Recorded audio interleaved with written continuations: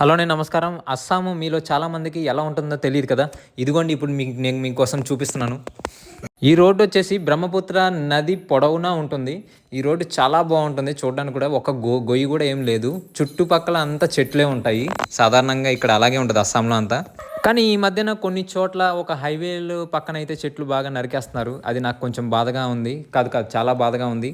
ఈ రోడ్డు వచ్చేసి గౌహతి అవుట్స్కట్స్లో ఉంటుంది, అంటే సిటీకి అవతల అనమాట.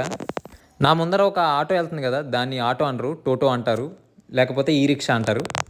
మీరు గమనించాల్సిన విషయం ఏంటంటే ఇక్కడ జనసాంద్రత చాలా తక్కువగా ఉంటుంది, కొంచెం డెవలప్డ్ లేకుండా ఉంటుంది. నాకైతే సరదాగా ఇలా కంట్రీ రోడ్ సైడ్ సైకిల్ మీద సరదాగా అలా తొక్కుంటూ వెళ్ళడం నాకు చాలా ఇష్టం. మీకైతే ఎలా ఉంటుందో మీ అభిప్రాయం తెలియజేయండి కామెంట్ ద్వారా. మీకు కూడా ఇలాగ అస్సాం చూడాలనిపిస్తే అస్సాం ట్రైన్ ఎక్కేసి వచ్చేయచ్చు. ఇలాంటి మరిన్ని వీడియోస్ కోసం నా ఛానల్ని సబ్స్క్రైబ్ చేసుకోండి. Thanks for watching.